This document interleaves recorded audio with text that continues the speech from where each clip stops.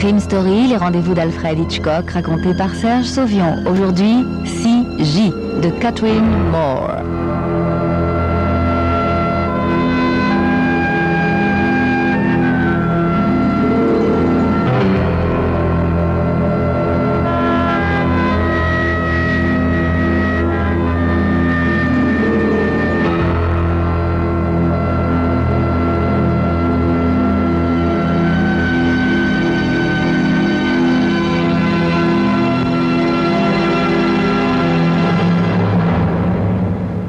Regardez cette fille, s'écrie quelqu'un. Elle est complètement folle, elle va se tuer. Le parc d'attractions sur la jetée promenade est clôturé d'une palissade destinée à dresser un obstacle entre l'océan très profond et les gens qui voudraient prendre des risques, voire se jeter dans les flots pour y finir leur vie. La jeune femme s'est hissée sur le grillage et tente de faire passer un genou par-dessus la palissade. Cliff, qui se trouve à proximité, grimpe à son tour, suffisamment haut pour empoigner la désespérée par le coude. « Madame, je vous en prie, descendez !» Elle le regarde par-dessus son épaule. L'obscurité brouille les traits de son visage, si bien qu'il peut seulement deviner qu'elle est jeune et très maigre. « Lâchez-moi, voulez-vous » dit-elle. « Mais lâchez-moi donc !» Cliff insiste, sans cesser de la tenir fermement. « Mais enfin, madame, vous n'allez tout de même pas faire ça. Regardez en bas les vagues toutes glacées. Vous allez terriblement souffrir avant qu'elles vous fracassent. Allez, descendez, je vous en prie. » La femme hésite un moment, puis, repliant un bras, y enfouit son visage. « Allez, descendez !» insiste Cliff d'une voix attendrie. « Aidez-moi !» répond-elle enfin. Quand il empoigne son corps, celui-ci lui fait l'effet, sous la légère robe d'été, d'un fagot de branchage. Jamais il n'a vu une fille aussi maigre. « Voilà qui est mieux !» dit Cliff. « Au fond, je suis sûr que vous n'aviez pas vraiment envie de vous noyer, hein? Allez, venez, je vais vous acheter des pop-corn. »« J'ai horreur des pop-corn, » répond la fille. « C'est d'un verre dont j'ai besoin. » Le jeune homme plonge sa main dans sa poche et palpe du bout des doigts les pièces qui s'y trouvent. « Bon, d'accord, mais je peux vous offrir que de la bière. » Dans le petit bar où ils se rendent, on sent à travers le bois du plancher le déferlement des flots sombres du Pacifique. De l'extérieur leur proviennent les bruits et les flonflons d'un samedi soir qui commence. « Alors, de quoi s'agissait-il » questionne Cliff en croisant ses bras sur le bar comme son père le faisait autrefois. Malgré ses 17 ans, Cliff se sent profondément adulte. Il faut qu'il aide cette fille à s'en tirer, comme les gens ne l'ont pas fait le soir où son père, peu après la mort de sa mère à l'hôpital du comté, s'est balancé du grand pont qui enjambait la South River. Non, ils étaient là à le regarder, à commenter comme au spectacle. Et lui, il était si petit. La fille boit sa bière à longs traits comme un animal assoiffé. Ses yeux sont grands et sombres, et même sous le mauvais éclairage, Cliff peut voir à quel point ils sont injectés de sang. Elle est beaucoup moins jeune qu'il ne l'avait imaginé. En chemin, elle lui a dit qu'elle se prénommait Ethel. « Je me fais l'effet de quelqu'un qui serait mort de vieillesse il y a très longtemps, » dit-elle. « C'est quelqu'un de déjà mort que je voulais définitivement exécuter. Vous comprenez? Mais il n'y a pas que cela. Me tuer, c'était la seule façon de me venger. Vous êtes un brave et gentil garçon, Cliff, mais je ne suis pas sûr que vous puissiez comprendre tout ce que je vous raconte. Hier, quand j'ai appris qu'il était arrivé en ville, je me suis dit que l'heure était vraiment venue. J'avais déjà essayé de me venger avant, mais ça n'avait jamais marché. Vous savez qui je suis? Je m'appelle Madame William Howard Brewster. Ça vous dit quelque chose? Cliff a l'impression d'avoir déjà entendu ce nom-là quelque part. Mais il ne se souvient pas ni où, ni dans quelles circonstances. Il faut dire que tous les soirs de la semaine, sitôt rentré de l'usine, il n'a que le temps de jeter un vague coup d'œil à la télé, de manger un morceau avant de s'écrouler de sommeil. Oui, poursuit-elle, le meeting a lieu demain soir. Et c'est pour ça qu'il est en ville, ce cher William Howard Brewster. Je vais vous le montrer. Elle fouille dans son sac et en sort une coupure du journal qu'elle déplie et pose sur le comptoir. Cliff découvre le visage d'un homme jeune, à la forte mâchoire carrée, qui sourit d'un air conquérant et sûr de lui. En lettres capitales, William Howard Brewster annonce tout le bien qu'il accomplira pour l'État s'il est élu sénateur la semaine prochaine. Il sait où vous êtes en ce moment ? Questionne Cliff, qui se sent un peu dépassé par la situation. Le fait que cette femme soit l'épouse d'un si haut personnage lui donne une impression de malaise. Est-ce qu'il ne devrait pas donner un coup de fil à ce type pour lui dire où est sa femme ? Non, répondait-elle en reposant son verre presque vide. Il ne sait pas où je suis et il ne sait pas que je vais mourir. Oh, je vous en prie, dit Cliff, oubliez ça. Elle verse un peu de la bière qui lui reste sur le portrait du candidat sénateur. Le papier devient grisâtre. « Vous allez me payer une nouvelle bière, dit-elle, et je vous parlerai de cet homme, de ce playboy qui parle si bien aux gens. La vérité, c'est qu'il n'est qu'un vulgaire escroc. Vous vous en doutiez de cela, mon jeune ami ?» Cliff ne répond pas et commande une bière au garçon. Puis, d'un œil inquiet, il regarde autour de lui. Mais nul ne semble intéressé par ce déballage sur un homme public. « Oui, un vulgaire escroc, poursuivait-elle. Quand je l'ai connu, il était un brillant jeune homme, pauvre et ambitieux. J'ai travaillé pour lui pendant 5 ans, et avec mon fric, il a pu entreprendre ses études de droit. J'ai payé toutes les factures pendant qu'il fréquentait les amphithéâtres avec les gosses de riches. Grâce à moi, il est même devenu membre de l'amicale de Yale, le plus fermé des clubs fermés. Oh, il était malin.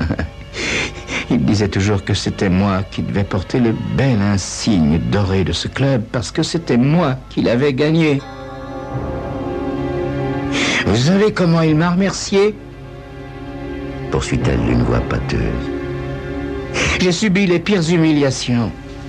Au début, j'ai essayé de me rebiffer quand il ramenait des filles à la maison. Et puis j'ai laissé tomber. Mais c'était pas suffisant pour ce monsieur. Je gênais sa carrière parce que j'étais pas assez chic pour les gens qu'il fréquentait. Alors il y a 1 an, il a intenté une action en divorce. Elle a un pauvre rire sans joie. C'est la meilleure, non ? Quand je lui ai payé ses études de droit, je lui ai appris à me rouler. C'est comme ça qu'il a obtenu le divorce. Ah, c'est à mourir de rire. Mais alors, votre nom, dit Cliff. Je continuerai à me faire appeler Madame William Howard Brewster, mon jeune ami, dit la femme avec entêtement. Rien que pour lui faire honte et gêner cette carrière qui s'annonce si brillante. Écoutez, dit-il, je comprends, c'est vraiment moche pour vous, madame, mais je dois partir maintenant. J'ai un bus à prendre à la station et... Non, accompagnez-moi jusqu'à ma voiture, dit-elle. Je vous déposerai. Si vous refusez, je suis capable d'aller me jeter dans l'océan, vous savez. Cliff hésite. Oh oui, c'est qu'elle en serait bien capable. L'idée d'être seul doit lui faire horreur. Bah, se dit-il, il n'y a pas de mal à faire un bout de chemin avec elle. Hein? D'accord, madame. Ils sortent du bistrot, longent les manèges, puis empruntent la longue route sombre qui passe devant les pompes à essence, puis les parcs de voitures d'occasion. Le long de la route, d'énormes vagues sombres viennent lécher le sable. « Où est votre voiture ?» demande Cliff qui commence à se sentir mal à l'aise. Et elle passe son bras sous le sien. « J'ai souvent pensé à le tuer, vous savez. Dans mon sac, j'ai un revolver. » Après tout, j'ai tout investi sur lui et rien gagné. C'est Louise qui a tout récolté. Louise, sa nouvelle femme. Il pense qu'elle est exactement ce dont il a besoin pour s'élever de quelques échelons de plus dans sa carrière. Oh, c'est une femme très cultivée, Louise, très intelligente, Louise. Mais je sais ce qu'il attend. Il la rejettera quand il n'aura plus besoin d'elle. Il la détruira comme il m'a détruite. Allons, dit Cliff sur un ton qui se veut encourageant. Il n'est pas trop tard pour repartir à zéro, madame. Tout le monde peut remonter la pente. Tenez, moi, par exemple, j'aime mieux vous dire que j'ai beaucoup souffert dans mon enfance. Et pourtant...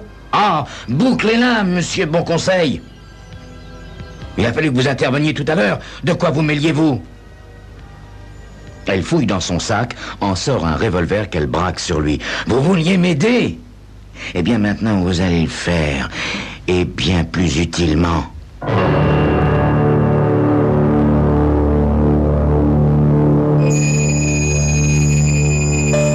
Fâcheuse situation. Voilà ce qui arrive parfois aux personnes trop secourables. Notre pauvre et cher Cliff risque d'en faire l'expérience à ses dépens.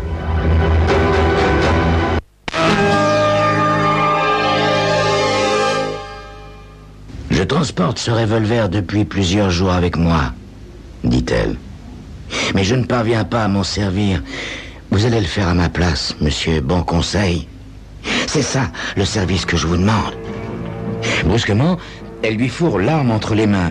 Cliff, affolé, tente de la repousser, mais Ethel lui presse la main de ses doigts durs, l'oblige à refermer ses phalanges sur le revolver. Prenez-le, espèce de petit imbécile, et faites ce que vous m'avez empêché d'accomplir tout à l'heure sur l'acheté. Seul, je ne peux pas y arriver, j'ai trop peur. Aidez-moi, je vous en supplie, aidez-moi à me tuer. Tout en luttant pour échapper à l'étreinte de cette femme, Cliff se demande s'il n'est pas en train de vivre un cauchemar. Oh non, madame, non. Laissez-moi partir, faites pas ça, je vous en supplie.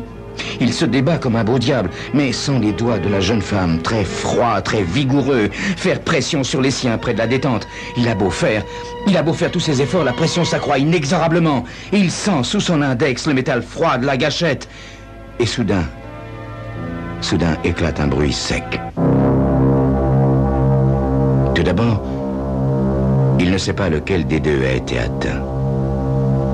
Puis le corps d'Ethel se replie doucement contre lui et lentement s'affaisse sur le côté. C'est étrange de constater comme elle est souple, tandis que la vie s'échappe d'elle, alors qu'il y a quelques secondes, elle n'était qu'un assemblage d'eau rigide, dur et violent. Quand elle touche le sol, ses cheveux s'étalent en corolle comme si elle flottait sur les vagues. Cliff reste là, debout, agité de tremblements qui se communiquent à l'arme qu'il tient à la main. Tout vacille dans les ténèbres. Il a la curieuse impression qu'ils étaient trois jusqu'ici. Ethel, lui-même et un William Howard Brewster au visage de papier mâché grisâtre qui se serait constamment tenu à leur côté. Oui, mais maintenant, il est seul. Il lève les yeux vers les étoiles. Il est seul, en compagnie d'un cadavre. Soudain, il sursaute. Une voiture l'éclaire de ses phares, puis souplement vient stopper près de lui. La portière claque. Une femme de haute taille descend, s'avance vers lui. Ses yeux fixent le revolver. Cliff ouvre tout grand la main et entend l'arme tomber près du cadavre. Puis il s'entend aussi crier « C'est elle! C'est elle! Elle l'a fait elle-même! Il faut me croire, madame! Elle m'a obligé à presser la détente! Elle m'a obligé à la tuer, je le jure! » De ses yeux sombres, l'inconnu examine son visage, puis le corps étendu. « Du calme, dit-elle. Du calme.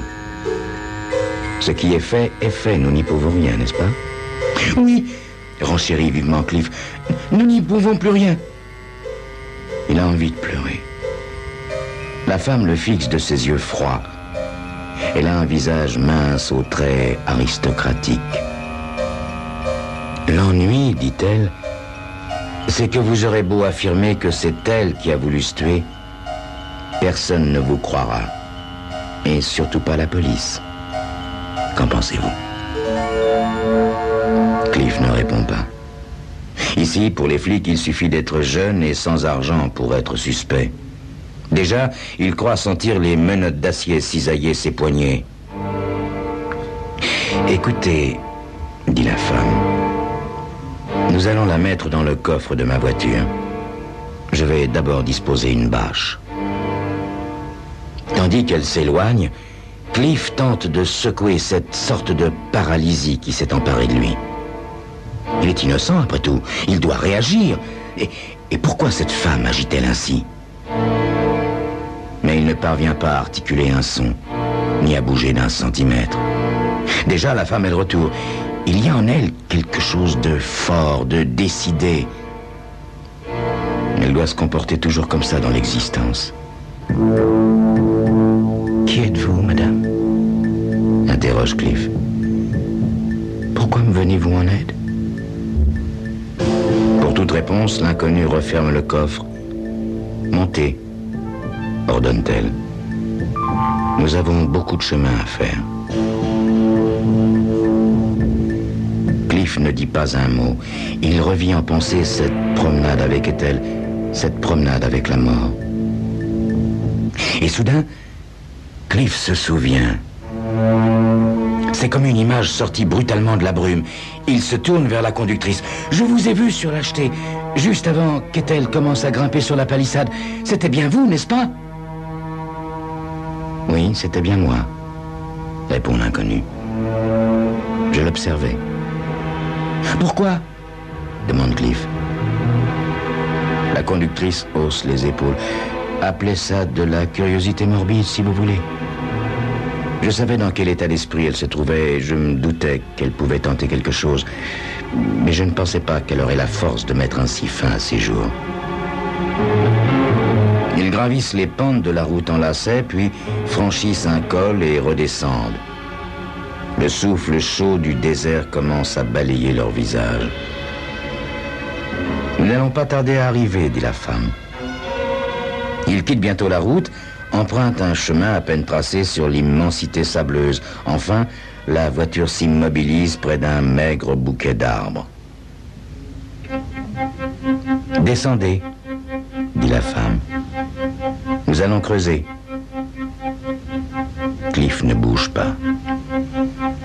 L'inconnu s'impatiente, ses mains baguées tambourinent sur le volant. « Allons, finissons-en. Nous sommes du même bord tous les deux. » Si je fais disparaître le corps, c'est pour vous sauver la mise, jeune homme. Par chance, il y a une pelle dans la voiture. Nous creuserons chacun notre tour.